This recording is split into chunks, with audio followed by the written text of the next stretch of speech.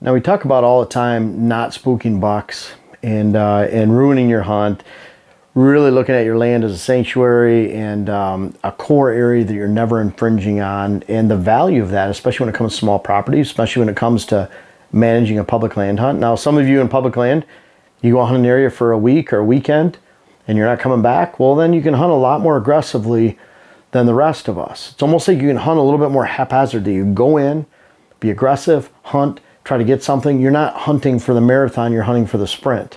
Big difference with private land. Private land's tough because you have to manage it for the entire season. When you have a small parcel of private land, you spook the deer off and they're not coming back for these times we talk about right here, then you're in trouble for the entire year. So if you're trying to really target mature bucks and build an older deer herd, if you spook the deer off, you're setting yourself behind weeks, not days, when it comes to building a herd and building a great hunt. Public land, you just go somewhere else. So it's critical, especially on private land, that you control your presence as a hunter and the amount of pressure that you leave on your land. So number one reason why you shouldn't spook a buck is they don't come back. You spook a buck, they just don't come back. And a lot of people don't realize, yeah, you spook a buck, he just becomes nocturnal a little bit. He's still around. No, he leaves. You know, the difference between a buck and a doe is a buck has a home range several times greater than a doe. When he's in big wilderness area, it could be miles. When he's in light ag area, when he's confined to a small area, it could be a lot smaller. So that relates to how long they're going to be away.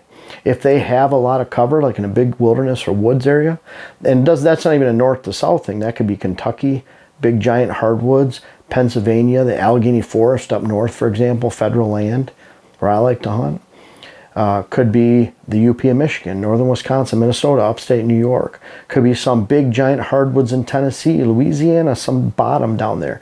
But when you spook them, they go a long ways away because their home range is a lot larger. So they could be 3 miles away. You spook them, they're gone. It appears that they become nocturnal. It's the number one cause of nocturnal bucks, meaning they don't come back. A lot of people start out the bow season. They hunt aggressively. The bucks leave. They say, oh, it's the October lull. The deer are just on some knoll somewhere 200 yards back, and they just choose not to move during the daylight. No, that's incorrect. They're on that 5% of the land or less that doesn't spook deer for various reasons, non-hunters, smart hunters, but it's a very small percentage. They're there moving during the daylight. They're just not on your land. And they're a long ways away. They're a mile away, mile and a half away, 2 miles away. That's why you're not seeing them. You spook them, they're gone. Number one cause of nocturnal bucks. Number one cause of the October lull. October lull, we even heard scientific types say that, well, we just, by rates, we just don't see bucks during the daylight on green food sources. Well, it's because they're driving their ATV onto the side. They're sticking out a bunch of cameras, and they create a great study where it shows bucks don't use food plots during the daylight. That's on their land because they're overpressuring the food plots and they don't come back during the daylight. They're very reactive to pressure. Mature bucks are. Does and fawns, you can kick them around a little bit. They're a lot more resilient. They have a lot smaller home range. But again, number one cause that bucks stop using your food plots during the October lull. It's not that the acorns are raining down. In fact, they want green then. They crave it. They have to wash down those acorns with something. They can't just eat acorns all the time. They want to go get those greens. They don't do it because you've spooked out the food plots. But number one cause of nocturnal bucks and nocturnal food plots.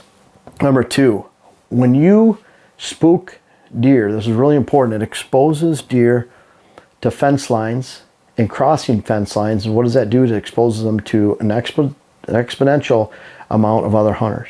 Let's say a mature buck might want to move 200-300 yards during the daylight, 400 yards up north, 500 yards. And that fits on a lot of 40 acres, 50, 60, 70 acres.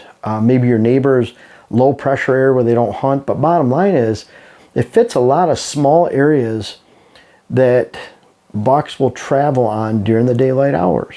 The problem is when we spook that buck, he goes over to this neighbor, maybe gets shot as a young buck, never grows old.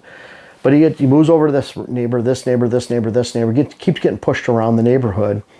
And instead of being exposed to one fence or none during the daylight, meaning he doesn't cross a fence, He only crosses 0 or 1 during the day. He all of a sudden, because he's pushed, he crosses 6 or 7, an exponential amount more than if he wasn't pushed. And that's what leads to his demise at a young age. And that's why a lot of areas can't grow older bucks, is because the bucks just keep getting pushed around and they keep crossing fence rows. And if you don't have that diverse food source that lasts the entire season, not ag, because that doesn't work, not mass crop, acorns, chestnuts, apples, soft mass, that can't do it. Doesn't even come close to cutting it.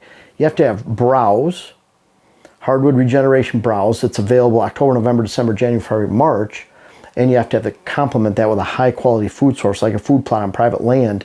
You can't replace a food plot with apple trees, soft mass, and hard mass. I'm here to tell you. You're going to set yourself up with a lot of years of planting, watering, and really beating your head against the wall while you're not getting results. Good habitat practices equal results. First year, not the second, third, fifth. You don't have to wait a long time. It equals results that first year, but you can't spook those deer, and you can't make those deer spook, because then they cross a bunch of fences and they get shot, especially with older bucks. Let's look at number 3 here. Big woods, wilderness area. You know, areas where the roads are miles apart. There's areas where, yeah, there might even be a lot of property owners, but there's not a lot of hunters. The deer have free range to go just about anywhere. Not a lot of ag land at all, if any at all. Not a lot of open fields. They just kind of go here and there. If you have private land, you can dictate exactly where they go every single day with a high quality food plot program. But that's it. Maybe even a giant clear cut will dictate deer movement, but not to a small area. Bottom line is, deer move a long ways in those wilderness areas, over a very large area, and those mature bucks especially. Several times more than a doe, and that could be several miles. Their home range could be several square miles. So when you spook a deer in that area, they're not used to hunter scent. They're not used to seeing hunters, hearing hunters. They're not used to hearing the sights, sounds, and smells of subdivisions and neighborhoods nearby and lots of people. They don't like it. That's why someone said the other day, they said, well, you know, on a mock scrape on public land up north, I want to use some kind of scent on it because I need that little extra advantage. No, you can't afford to use it even more in an area like that, because if you're recognized as being not natural, they're gone. If they notice that you put it out and you left some scent around, they're gone. And when they're gone, they're not used to this kind of stuff. They don't like it. They're gone to 6 to 8 weeks or more. They don't come back. If you spook that deer in early October, end of September, he's not coming back during the heart of the season. You're just not going to see him. Maybe get him on a late season food source. He's not coming back. He doesn't like it at all. And of course, these are all just, you know, experience with knowing individual bucks, interviewing clients, 1,500 clients, over 1,400, close to 1,500 clients since 2005. This is what you see. You just don't see those bucks coming back. And there's a lot of bucks that just disappear. You know, where do they go? And they pop up the next year. They were somewhere. You didn't see them because they were a long ways away, but a lot of times they'll leave for 6 to 8 weeks. And when they leave, it's a lot further away. So let's think about it. If they have a larger home range when they spook, it takes a lot longer for them to come back. When you get into average ag area, 40% ag, we're in an area like that, 40% ag, 50% ag, 30% ag, 20% ag. You make a case when there's 30% ag, the deer go even further because they have more cover. When there's 60% ag, they'll get sandwiched in a little bit more. I hope that makes sense. That's that balance in that area. But somewhere in the average ag area, deer, when they go away, they don't go as far because they'll find cover a lot sooner and closer next to a high quality food source somewhere. But when you kick them away, it's 3 to 4 weeks. There's more hunters planting quality food plots in these areas, and they can go somewhere else and find a good place to stay. And when they stay, they might stay the rest of the season, but at least 3 or 4 weeks when you spook that deer in that area. And if it's a certain stand location, he might not come back for a lot longer than that, or he'll be wary for a very long time, months, when he walks by that location. Suburban, heavy ag, deer don't move as far. They're used to a lot of sights, sounds. That's why in suburban area, you can get used to a lot of different things. And you could make a case, you can slide these in areas where there's not a lot of hunters, say Kansas, Iowa, Kentucky, some of those more fantasy land states. There's not a lot of hunters. You're not going to spook those deer. You can get away with a lot more mistakes. Mistakes of habitat, mistakes of hunting. Get away with a lot more mistakes in those areas that you couldn't even come close to making in normal states up in the upper Midwest or out east, down south a little bit where there's more hunter numbers. But bottom line is, when you get in these suburban areas, deer are used to a lot of noise, a lot of commotion, seeing a lot of people, hearing, smelling. Could wear pretty much, I've been in some areas, especially more suburban areas down in lower Michigan, or you can literally hunt here and you look into someone's backyard over here while they're barbecuing and playing in the pool. The deer get used to noise. You can hunt. Doesn't really matter what you smell like. Doesn't matter what you wear, what kind of camo you have. Doesn't matter. And the same can be said for really heavy ag areas where you have 40 acres or less per section. And I've been in areas where my client and a neighbor had about 50, 60 acres in northern Ohio.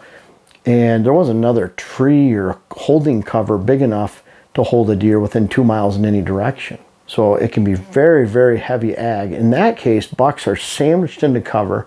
They don't have much of a choice. They were sandwiched into on top of each other with does, fawns, young bucks, old bucks. They're on top of each other. They don't have much of a choice. You can get away with a lot more. But even then, they're still moving away for 1 to 2 weeks. Several days at the very best.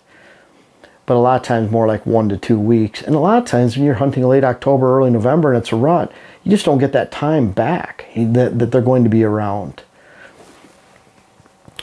When it comes to not spooking bucks, leave the food alone.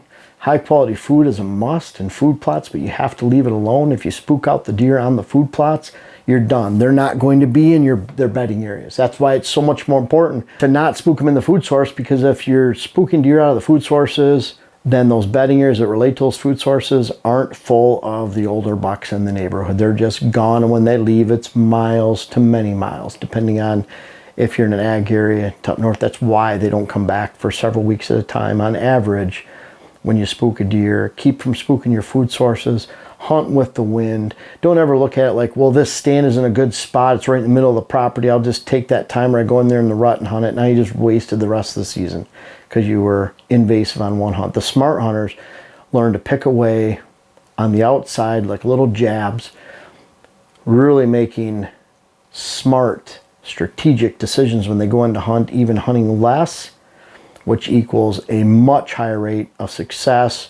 The old saying, you can't kill them from the couch, is so wrong, and it has saved so many bucks because it forces people out into the woods to spook a lot of deer. And even if you're just out for venison, hunt smart. Go out in the woods knowing you're going to shoot something instead of hunting over and over again in the same spots, and especially on food, and then knowing you're not going to see anything because you made the herd nocturnal, you made them leave your land, sometimes miles away and weeks away from ever returning again. Now, I appreciate you guys watching the YouTube channel, but I don't know if everyone knows everything that we have to offer, whether it's on whitetailhabitatsolutions.com, our website, our WHS Wildlife Blends, our seed company. Also, Instagram you can check out. I'm very active on Instagram, putting strategies on there, photos of what we do every day. Much more active there than Facebook. But our seed, web classes, books, clients, articles. I have over 600 articles on whitetailhabitatsolutions.com, everything whitetail strategy. Of course, we have hats on there, and then make sure to check us out on Instagram again. But lots of stuff to offer. We're always coming out with new things, and this isn't the end of it. We have more things coming soon. Make sure to check us out.